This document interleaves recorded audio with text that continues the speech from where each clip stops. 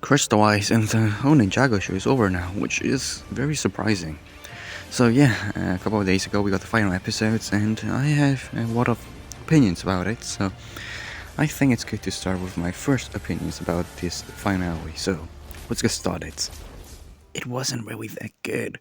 Since we're going to get a new series next year, I kind of assumed that this season was going to say goodbye to all the main characters. And maybe this actually is the final episodes with these 6 main characters.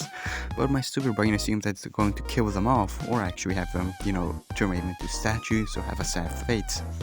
I was wrong about that, and I was kind of disappointed at the beginning. I rewatched this finale many times just to see how my opinion has changed, and it has changed a lot.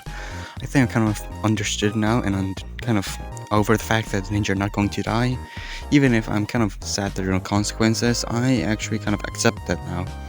But that doesn't mean there are many other problems, so here's the list of things I don't like about the finale. Harumi came back in this season, which I'm not really a fan of. I kind of really like her fate and Hunted, so undoing that was kind of a bad idea, and it kind of is now. Since at the end of the season, Harumi is, redeemed, which actually is a very bad idea in my opinion. It kind of ruins the whole character for me, and if I rewatch Sons of Garmadon Hunted, I can't really take her seriously anymore, since she's going to become good again in a few seasons afterwards.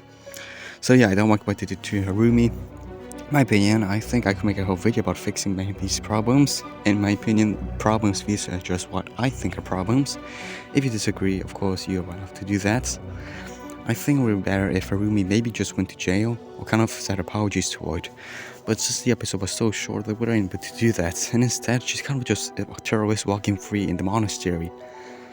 Police commissioner is near her, so maybe it is reviewed maybe in a future episode or in the new series that she's actually under police supervision. But still, I'm not really the fan of what they did to her, and it kind of ruins, in my opinion, a lot of Ninjago storytelling. Nia gets her power back in this season, which is very disappointing in my opinion. It actually kind of ruins her sacrificing sea bounds. I was okay if they actually removed her powers, which gave more consequences and was foreshadowed in season 11. But bringing them back is really disappointing in my opinion. It kind of ruins Ninjago's consequences. Also, another consequence is that the ninja were criminals, but still, they were kind of allowed to... I think they're not criminals anymore, and since the mayor pretty much disappeared after episode 21, I think. Which is kind of disappointing in my opinion, since I actually really a sucker for consequences, and having no consequences on the show kind of ruins the stakes in my opinion. So, yeah, bringing her powers back, it wasn't the best idea. So now, we have the final thing, which is kind of a little bit nitpicky, so let's get started.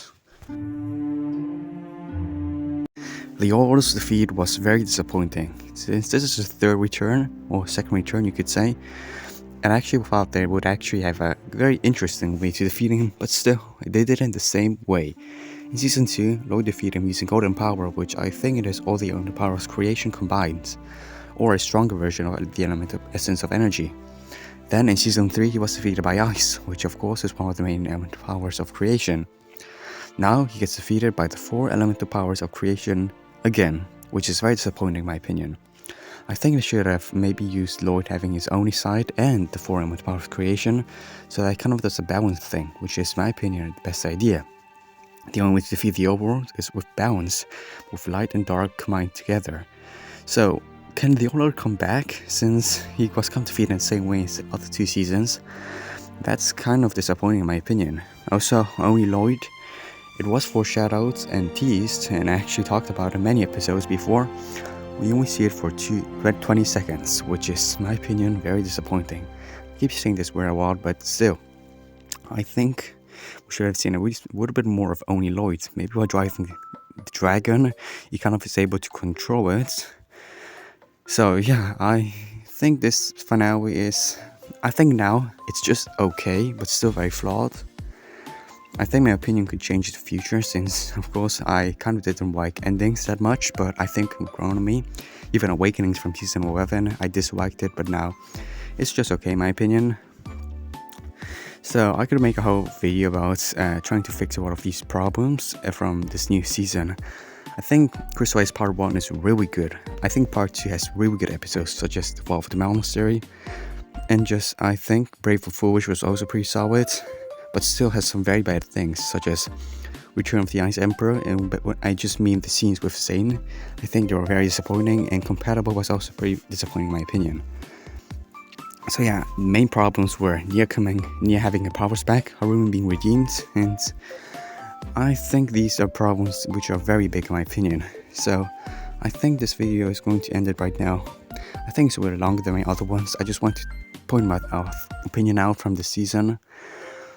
I think Crystalized, my opinion, part 1 gets, I think, a 9 out of 10 or an 8.5. It was really solid, but part 2 is, I think, a 6 or a 7 in my opinion. So yeah, I'll see you guys in the next video, probably another Crystalized one, since I have a lot of things to talk about it. I'll see you guys in the next one. Peace out, guys.